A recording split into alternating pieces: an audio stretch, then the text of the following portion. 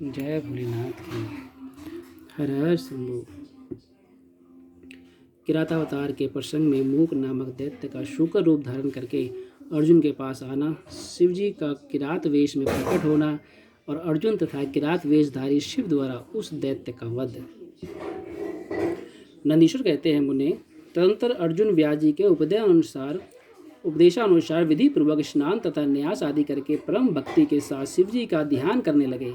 उस समय वे एक श्रेष्ठ मुनि की भांति एक ही पैर के बल पर खड़े हो सूर्य की ओर एकाग्र दृष्टि देकर के खड़े खड़े मंत्र जप कर रहे थे। इस प्रकार वे परम प्रेम पूर्वक मन ही मन शिवजी का स्मरण करके शंभु के सर्वोत्कृष्ट पंचाक्षर मंत्र का जप करते हुए घोर तप करने लगे। उस तपस्या का ऐसा उत्कृष्ट तेज प्रकट हुआ जिससे देवगण विस्मित हो गए। पुनः वे शिवजी के पास गए और समाहित चित्त से बोले। देवताओं ने कहा, सर्वेश, एक मनुष्य आपके लिए तपस्या में निरत है। प्रभु, वह व्यक्ति जो कुछ चाहता है उसे आप दे क्यों नहीं देते? नंदीश्वर कहते हैं, मुने, यूँ कहकर देवताओं ने अनेक प्रकार से उनकी स्तुति की। फिर उनके चरणों की ओर दृष्टि लगाकर वे विनम्र भाव से खड़े हो गए। तब उदार बुद्धि एवं प्रसन्नात्मा महाप्रभु शिवजी उस उच्च वचन को सुनकर ठठाकर हंस पड़े और देवताओं से इस प्रकार बोले। शिवजी ने कहा, देवताओं, अब तुम लोग अपने स्थान को लौट जाओ। मैं सब तरह से तुम लोगों का कार्य संपन्न करूंगा। यह बिल्कुल सत्य है, इसमें संदेह की गुंजाइश नहीं है। नंदीश्वर कहते हैं, मुने, शंभु के उस वचन को सुनकर देवताओं को पूर्णतः निश्चय हो गया। तब वे सब अपने स्थान को लौट गए। इसी समय मूक नामक दैत्य शुक्र का रूप धारण करके वहां आया। विपेंद्र, उसे उस समय मायावी दुरात्मा दुर्योधन ने अर्जुन के पास भेजा था। वह जहाँ अर्जुन स्थित थे उसी मार्ग से अत्यंत वेग पूर्वक पर्वत शिखरों को उखाड़ता, वृक्षों को छिन्न भिन्न करता तथा अनेक प्रकार के शब्द करता हुआ आया। तब अर्जुन की दृष्टि उस मूक नामक असुर पर पड़ी। वे शिवजी के पदों का स्मरण करके यूँ विचार करने लगे। अर्जुन ने मन ही मन कहा, यह कौन है और कहाँ से आ रहा है? यह तो क्रूर कर्मा दिखाई पड़ रहा है। निश्चय ही यह मेरा अनिष्ट करने के लिए आ रहा है। इसमें तनिक भी संशय नहीं है, क्योंकि जिसका दर्शन होने पर अपना मन प्रसन्न हो जाए वह निश्चय ही अपना हितैषी है, और जिसके दिखने पर मन व्याकुल हो जाए वह शत्रु ही है। आचार से कुल का, शरीर से भोजन का, वार्तालाप से शास्त्र ज्ञान का और नेत्र से स्नेह का परिचय मिलता है। आकार से, चाल ढाल से, चेष्टा से, बोलने से तथा नेत्र और मुख के विकार से मन के भीतर का भाव जाना जाता है। नेत्र 4 प्रकार के कहे गए हैं, उज्ज्वल, सरस, तिरछे और लाल। विद्वानों ने इनका भाव भी पृथक पृथक बतलाया है। नेत्र मित्र का संयोग होने पर उज्ज्वल, पुत्र दर्शन के समय सरस, कामनी के प्राप्त होने पर वक्र और शत्रु के दिख जाने पर लाल हो जाते हैं। इस नियम के अनुसार इसे देखते ही मेरी सारी इंद्रियां कलुषित हो उठी है। अतः यह निसंदेह शत्रु ही है और मार डालने योग्य है।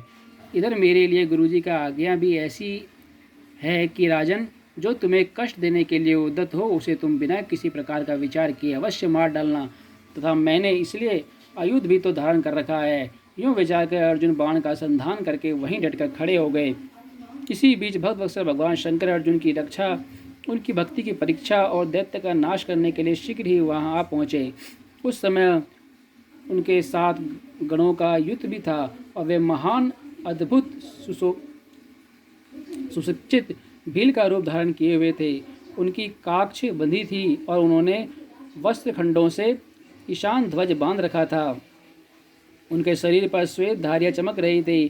पीठ पर बाणों से भरा हुआ तरकस बंधा था और वे स्वयं धनुष बाण धारण किए हुए थे। उनका गण युद्ध भी वैसी ही साज सज्जा से युक्त था। इस प्रकार शिव भिल्लराज बने हुए थे। वे सेनाध्यक्ष होकर तरह तरह के शब्द करते हुए आगे बढ़े। इतने में शुअर की गुर्राहट का शब्द 10 दिशाओं में गूंज उठा। उस शब्द से पर्वत आदि सभी जड़ पदार्थ झन्ना उठे। तब उस वनेचर के शब्द से घबराकर अर्जुन सोचने लगे, ओह, क्या यह भगवान शिव तो नहीं हैं जो यहाँ शुभ करने के लिए पधारे हैं? क्योंकि मैंने पहले से ही ऐसा सुन रखा है। पुनः श्री कृष्ण और व्यास जी ने भी ऐसा ही कहा है तथा देवताओं ने भी बारंबार स्मरण करके ऐसी ही घोषणा की है कि शिवजी कल्याणकर्ता और सुखदाता हैं। वे मुक्ति प्रदान करने के कारण मुक्तिदाता कहे जाते हैं। उनका नाम स्मरण करने से मनुष्यों का निश्चय ही कल्याण होता है। जो लोग सर्वभाव से उनका भजन करते हैं उन्हें स्वप्न में भी दुख का दर्शन नहीं होता। यदि कदाचित कुछ दुख ही जाता है तो उसे कर्मजनित समझना चाहिए। सो भी बहुत की आशंका होने पर भी थोड़ा होता है, अथवा उसे विशेष रूप से प्रारब्ध का ही दोष मानना चाहिए, अथवा कभी कभी भगवान शंकर अपनी इच्छा से थोड़ा सा अधिक दुख भुगता कर भी निसंदेह उसे दूर कर देते हैं। वे विष को अमृत और अमृत को विष बना देते हैं। यों जैसी उनकी इच्छा होती है वैसा वे करते हैं। भला उन समर्थकों को कौन मना कर सकता है। अन्यान्य प्राचीन भक्तों की भी ऐसी ही धारणा थी। अतः भावी भक्तों को सदा इसी विचार पर अपने मन को स्थिर रखना चाहिए। लक्ष्मी रहे अथवा चली जाए, मृत्यु आंखों के सामने ही क्यों ना उपस्थित हो जाए, लोग निंदा करें अथवा प्रशंसा, परंतु श्री भक्ति से दुखों का विनाश होता ही है। शंकर अपने भक्तों को चाहे वे पापी हो या पुण्यात्मा सदा सुख देते हैं। यदि कभी वे परीक्षा के लिए भक्त को कष्ट में डाल देते हैं तो अंत में दयालु स्वभाव होने के कारण वे ही उसके सुखदाता भी होते हैं। फिर तो वह भक्त उसी प्रकार निर्मल हो जाता है जैसे आग में तपाया हुआ सोना शुद्ध हो जाता है। इस तरह की बातें मैंने पहले भी मुनियों के मुख से सुन रखी है। अतः मैं शिव जी का भजन करके उसी से उत्तम सुख प्राप्त करूंगा। अर्जुन यों विचार कर ही रहे थे, तब तक बाण का लक्ष्य भूत वह सुअर वहां आ पहुंचा। उधर शिवजी भी उस सुअर के पीछे लगे हुए दिख पड़े। उस समय उन दोनों के मध्य में यह सुअर अद्भुत शिखर सा दिख रहा था। उसकी बड़ी महिमा भी कही गई है। तब भक्त वत्सल भगवान शंकर अर्जुन की रक्षा के लिए बड़े वेग से आगे बढ़े। इसी समय उन दोनों ने उस सुअर पर बाण चलाया। शिवजी के बाण का लक्ष्य उसका उच्च भाग था और अर्जुन ने उसके मुख को अपना निशाना बनाया था। शिवजी का बाण उसके पुच्छ भाग से प्रवेश करके मुख के रास्ते निकल गया और शीघ्र ही भूमि में विलीन हो गया तथा अर्जुन का बाण उसके पिछले भाग से निकलकर बगल में ही गिर पड़ा। तब वह सुअर रूपधारी दैत्य उसी क्षण मरकर भूतल पर गिर पड़ा। उस समय देवताओं को महान हर्ष प्राप्त हुआ। उन्होंने पहले तो ये जय जयकार करते हुए पुष्पों की वृष्टि की, फिर वे बारंबार नमस्कार करके स्तुति करने लगे। उस समय उन दोनों ने दैत्य के उस क्रूर रूप की ओर दृष्टिपात किया।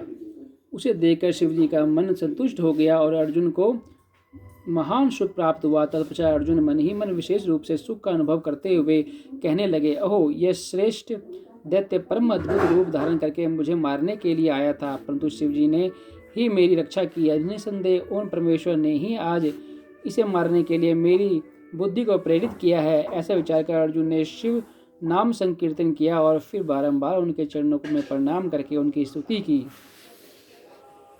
जय भोलेनाथ की जय।